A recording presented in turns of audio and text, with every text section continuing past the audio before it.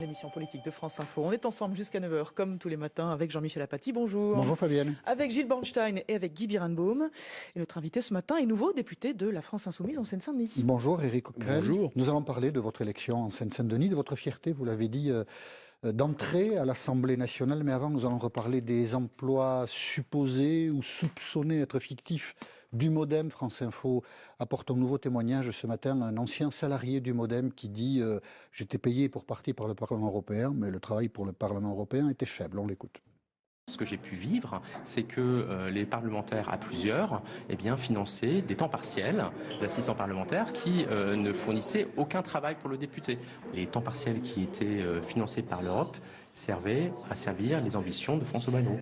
Voilà, c'est un témoignage exclusif recueilli par Élodie Guéguen du service investigation de Radio France. Est-ce que votre parti, le parti de gauche, maintenant la France Insoumise, a eu des députés européens depuis 2009, est-ce que ça vous choque ce qu'on reproche au Modem ou est-ce que vous avez fait un peu la même chose? Non, ça me choque. Il faudra exactement savoir ce qu'on reproche au Modem. Parce que j'entends par exemple là l'expression servir les ambitions de François Bayrou. Si c'est des assistants parlementaires qui sont au service d'un député qui a une expression politique qui peut être multiforme, y compris pas forcément seulement dans le Parlement européen. Vous savez, par exemple, dans les assistants parlementaires que nous avons, vous savez qu'il y a des assistants parlementaires dits de circonscription, par exemple. Bon, ça ne me choque pas. Je veux dire, quand Jean-Luc Mélenchon traite du traité constitutionnel européen ou s'oppose au TAFTA, que la personne soit au Parlement européen installé en permanence ou qu'il soit aux côtés de Jean-Luc Mélenchon, il travaille pour le député européen. Ce qui est choquant, si jamais ça s'avère vrai, c'est si les assistants parlementaires deviennent en réalité des permanents de parti. Là, effectivement, il y a un dévoiement de l'utilité. Bon, voilà, c'est ça qu'il faut analyser et savoir. Mais quand Jean-Luc Mélenchon défile contre la loi El Khomri, si les assistants au Parlement européen lui ont filé un coup de main pour... moi, là, ça ne va pas. Non, si Jean-Luc Mélenchon défile contre la loi El Khomri qui est imposée par Bruxelles à la France, c'est un rôle politique. Vous trouvez un lien. Bien sûr, c'est un rôle politique. Donc le problème, il est très clair, Jean-Michel. Soit ce sont des assistants qui aident un député dans sa fonction globale, et quand vous parlez de l'Europe, vous parlez de choses multitâches. Vous parlez du développement des énergies renouvelables, vous parlez d'une chose qui a un lien avec la question européenne. Donc ça, ce n'est pas répréhensible. Ça l'est si c'est déconnecté totalement du travail du député et ça sert en gros de permanent politique. Voilà, c'est ça le problème. Mais vous arrivez, vous voyez bien, on arrive toujours, quand on est un peu malin, à faire le lien. Ce que vous venez de faire sur El Khomri, c'est vrai, mais on peut dire ça, mais on peut trouver 10 exemples où ça va être juste de l'ajustement. Justement, toute la question... C'est hyper subtil. Oui, c'est hyper subtil, mais si vous avez un assistant parlementaire qui n'est jamais avec le député, qui ne sert jamais le député, qui en réalité a une fonction de permanent administratif d'un parti, bon ben voilà, c'est un problème. C'est ça que la justice doit arriver à discerner. Alors, en plus de ça, si c'est un système organisé, parce que là on parle du Modem, mais j'aimerais bien qu'on parle du Front National aussi, parce que là c'est beaucoup plus d'assistants parlementaires. Si c'est un système organisé qui vise à faire en sorte qu'un parti fonctionne grâce à des subsides qui ne sont pas prévus pour ça, bon, voilà, il y a problème. Et chez vous, tout a été clair? Écoutez, oui. D'accord. Vous comprenez ou vous regrettez que 3 ministres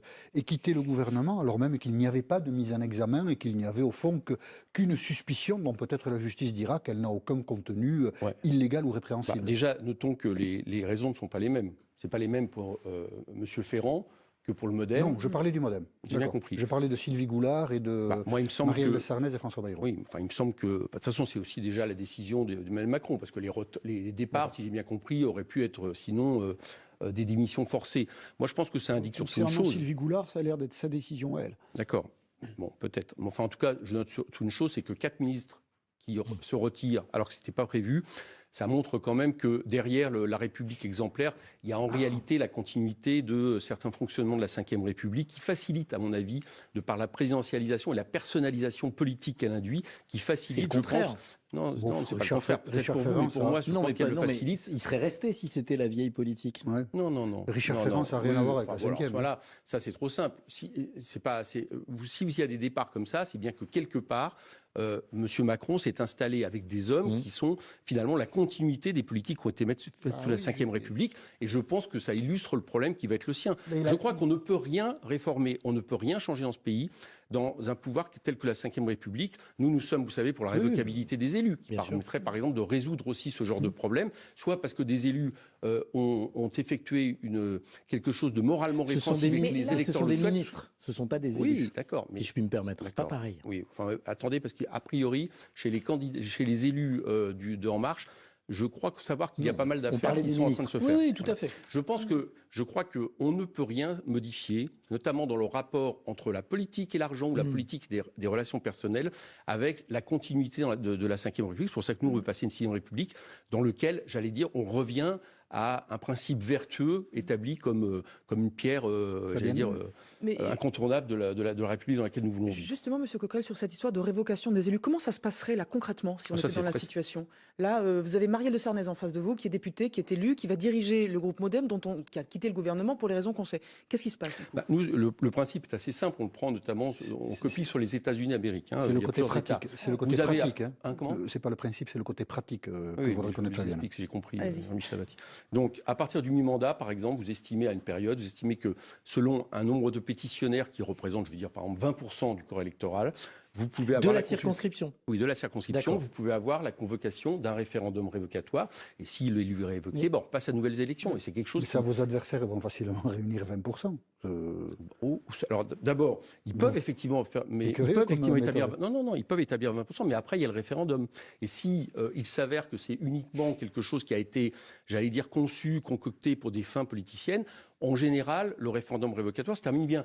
Monsieur Chavez, dont vous nous avez souvent parlé, a fait plusieurs fois ça. Et il y a eu 2 référendums révocatoires, il a gagné les 2. Bon, voilà. Donc, un référendum révocatoire, c'est pas très grave que les gens votent pour juger, non pas seulement d'ailleurs des questions morales, mais ça peut être autre chose. Ça peut être François Hollande qui fait une politique inverse à ce pour laquelle il a été élu. Donc ça peut aller jusqu'au président. Bien sûr, et c'est plutôt, j'allais dire, une respiration démocratique qui permet, j'allais dire, un contrôle populaire qui là, en plus, dans cette République, est vraiment, vraiment trop problématique. Très, très il y a un autre élément que je voulais dire quand même, dans la Sixième République, telle que je la vois, c'est que je pense qu'il faut en finir avec la professionnalisation de la politique. La politique, ça doit rester un engagement. Ce qu'il faut être drastique sur le non-cumul des mandats.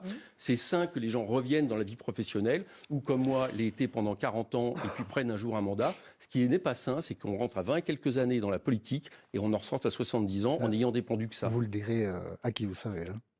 Oui, écoutez, je constate une chose, c'est que Jean-Luc Mélenchon, il a su rompre avec un confort établi qui était celui du Parti Socialiste, qui n'était pas le Parti Socialiste d'aujourd'hui, et que manifestement, il l'a fait sans se préoccuper de sa carrière à venir et de ses fonctions d'élu, je vous le rappelle, puisqu'il a quitté un poste de sénateur pour être élu au suffrage universel en tant que député européen, ce qui, à l'époque, était un sacré risque. Il est rentré à 20 ans dans la politique et à 66 ans, il y est toujours. Oui, mais ça, c'est autre chose. Non. Attendez, Moi, je suis dans la politique depuis 14 ans. Je suis engagé dans la politique depuis 14 ans. Le problème n'est pas d'être engagé dans la politique.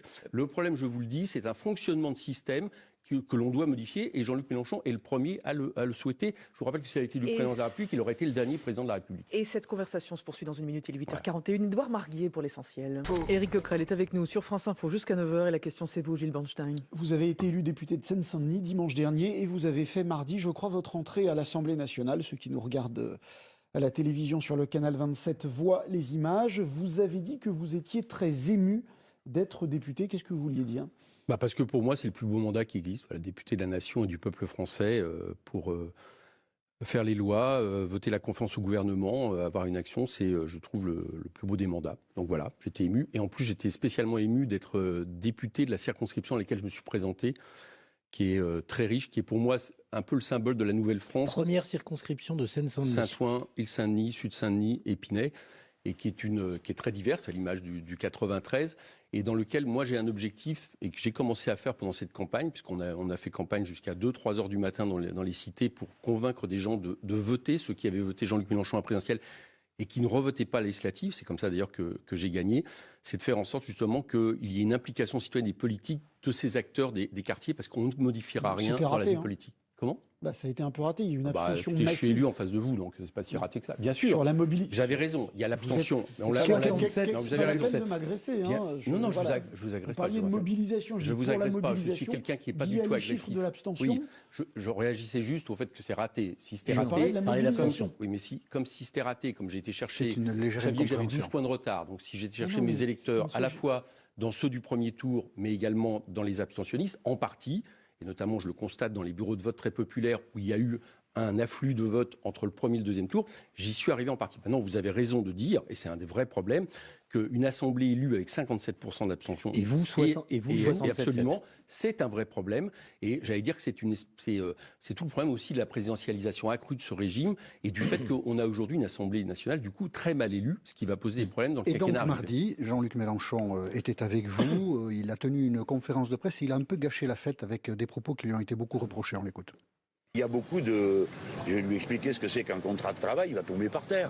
Parce qu'il ne le sait pas. Il ne le sait pas, tout simplement. Il ne sait pas ce qu'il y a dedans. Il ne sait pas que la journée de 8 heures, c'est 100 ans de lutte. Le gars, il croit que ça a toujours été comme ça. C'est le mépris des autres qui est frappant dans cette intervention. Ah oui. Il ne sait pas. Comment on sait qu'il ne sait pas? Alors, ce qui est marrant, c'est qu'il aurait fallu remonter au début de l'interview, parce que j'étais à côté de Jean-Luc à ce moment-là. C'était un montage Non, je dis pas que c'est un montage. Je vous dis que c'est un extrait. D'accord. Donc, comme vous m'interrogez pour éclairer les auditeurs, je vais essayer de le faire. Jean-Luc, à ce moment-là, est en train de discuter et dire qu'on va essayer de convaincre des députés d'En Marche, d'accord, y compris de la nocivité de la loi travail. Et qu'après tout, vu qu'il y a une grande diversité dans les élus d'En Marche, on ne va pas partir sur l'idée qu'on ne peut pas les convaincre.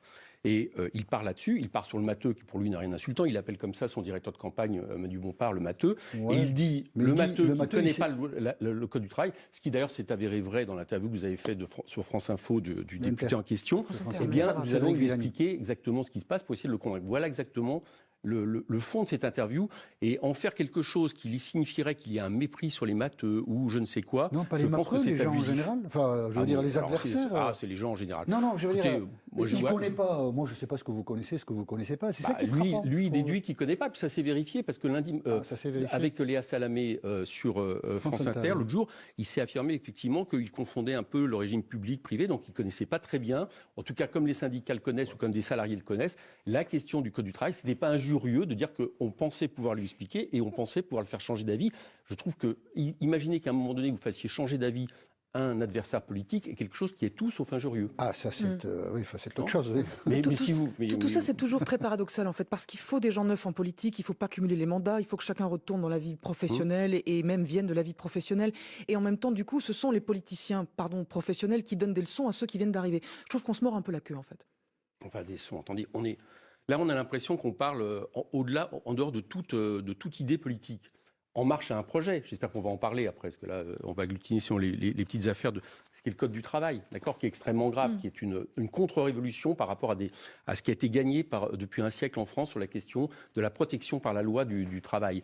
Bon, on ne peut pas faire comme si ça n'existait pas. Donc, à un moment donné, que des députés qui soient élus pour appliquer cette politique, on l'aborde de cette manière-là, pour dire qu'on va essayer de les convaincre que ce n'est pas une bonne loi, puisque beaucoup viennent de la société civile, notamment cette personnalité. Il y en a beaucoup d'autres qui ne viennent pas de la société civile, qui ont été recyclés du PS et de la droite, mais c'est autre chose.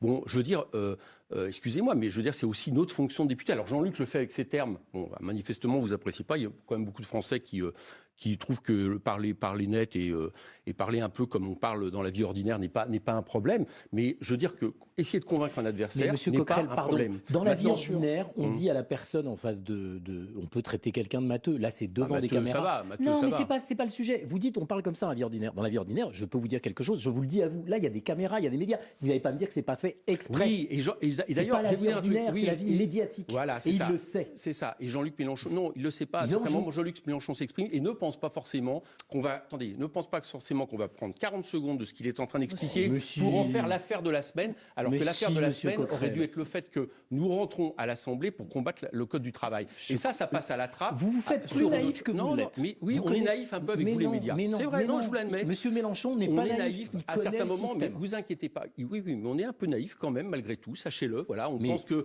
quand il y a des médias autour de nous qui enregistrent pendant un quart d'heure quelque chose, ils ne vont pas prendre un point uniquement du discours pour en lancer une polémique. Mais nous avons tort. Et d'ailleurs, Jean-Luc est en train de se dire que finalement, il ne faudrait même plus qu'il te fasse de points presse comme ça, puisque à un moment donné, on va prendre une phrase et que ça va devenir l'événement. L'événement, c'était qu'il y a un groupe France Insoumise de 10 députés qui rentrent à l'Assemblée. Bien sûr. Qui rentrent à l'Assemblée pour combattre la loi travail. Oui. Ça, on n'en parle pas, on parle du matheux. Alors qu'on devrait justement parler de la loi travail. qui va combattre le fait de transformer l'état d'urgence en loi. Et vous faites une polémique depuis une semaine sur cette question matheux. Excusez-moi, je trouve ça disproportionné et déconnecté des réalités du pays. Et justement, on enchaîne, Jean-Michel. Voilà, travail, oui, alors vous montriez tout à l'heure le journal Le Monde qui publie des extraits de ce que va être peut-être le projet du gouvernement. Vous y avez appris des choses ou vous saviez déjà ce qui était dans les tuyaux? Alors déjà, il y a une chose que j'observe, c'est que vous vous rappelez que la ministre, au moment où ça a été révélé dans le Parisien et dans le journal Le Monde, a dit que c'était des documents de travail qui n'avaient aucun... Dans l'IB au départ. Oui, enfin bon... Bon, il s'avère qu'en fait, c'est très ressemblant à ce qui est sorti. Bon, c'est la première chose.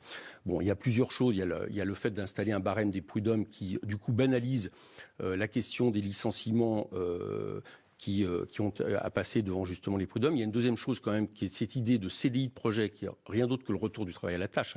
Le travail à la tâche, qui existe déjà dans le bâtiment et qu'on veut étendre à d'autres secteurs. Donc le travail à la tâche, on sait ce que c'est on vous emploie pour une tâche et puis bonjour, au revoir. Bon. Et là, c'est exactement ce qui est prévu. Et puis enfin, cette inversion des normes qui va aller manifestement sur des domaines encore plus étendus que la loi El Khomri, qui est une inversion totale du droit social du travail en France, puisque ça veut dire que la loi ne sera plus une base minimale qui protège tous les salariés. Vous qui êtes fier d'être devenu député, est-ce que vous respecterez le vote de l'Assemblée nationale?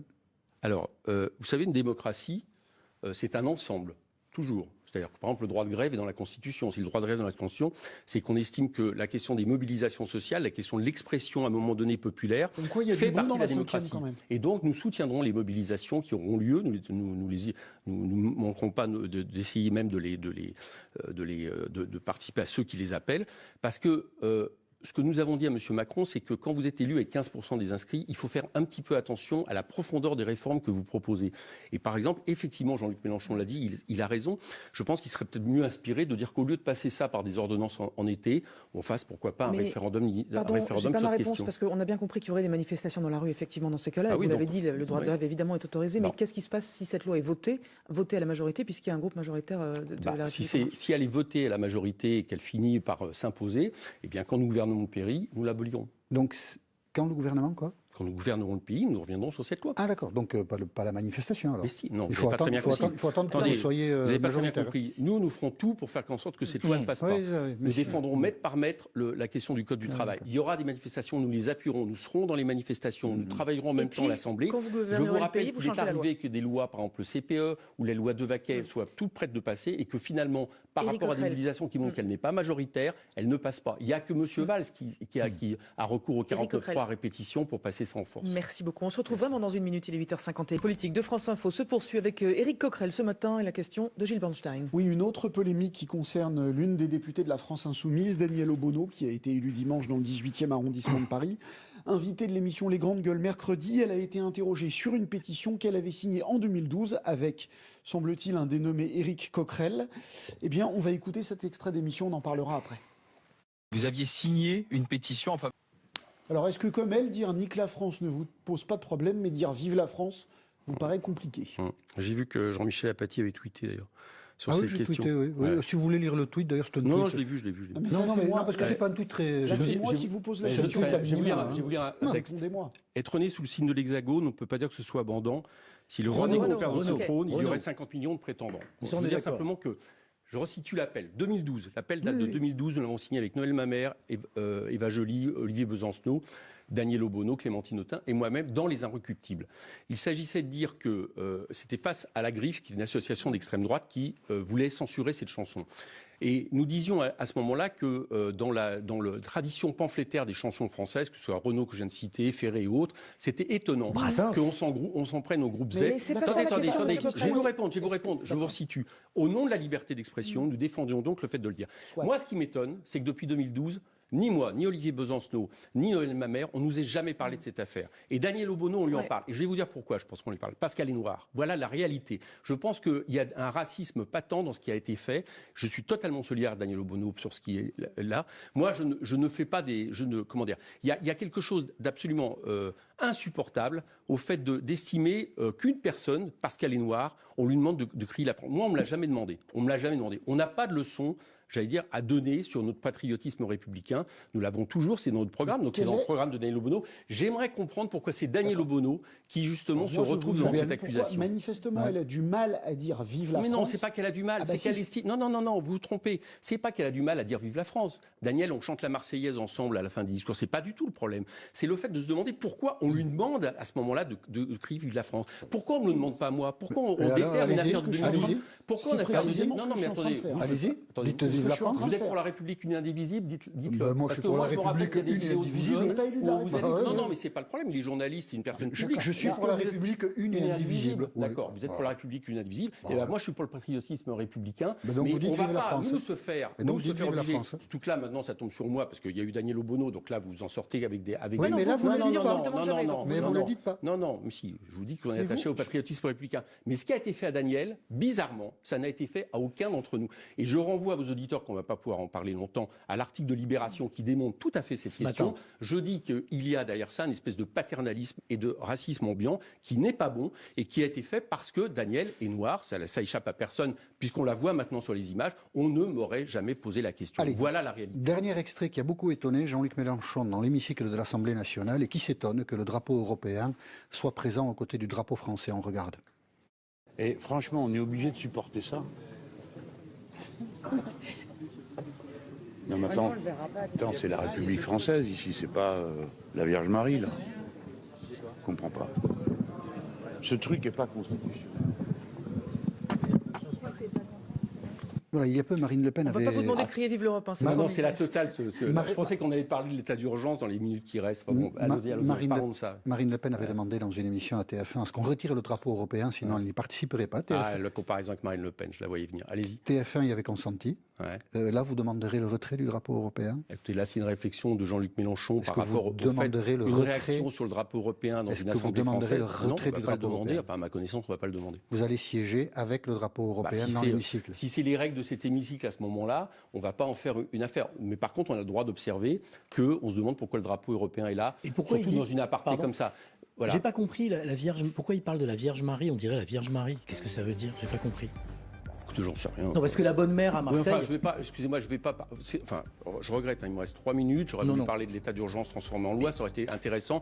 Donc, je vais commenter toute phrase qui, à un moment donné, sont des phrases qui sont lancées. Nous arrive de faire les questions. Est-ce que Jean-Luc Mélenchon vous remarquez que j'y réponds? Mais tout à fait. Oui, vous y répondez. Tout à fait. Avec bonne volonté. Mais est-ce que Jean-Luc Mélenchon ne vous dessert pas quelquefois? Ah, ça y est. Ah non, vous n'avez pas recommencé. Non, franchement, je me suis retrouvé ici à Question Politique avec une journaliste qui me demande si ça ne me pose pas de problème de militer avec Jean-Luc Mélenchon. Non, ça ne nous dessert pas, parce que je pense que Jean-Luc est le meilleur tribun qui représente notre programme L'Avenir en commun. Et d'ailleurs, il y a 19% de Français qui l'ont considéré ainsi et qui l'ont élu largement à Marseille, n'en déplaise à certains journalistes. 19% de votants. Vous avez raison, 19% de votants. J'espère que vous rappellerez toujours ça à tout le monde. Emmanuel Macron on quand il voudra imposer ses lois. Systématiquement à tout le monde. Très bien. Merci Eric Coquerel d'avoir accepté l'invitation de France Info. Merci à tous.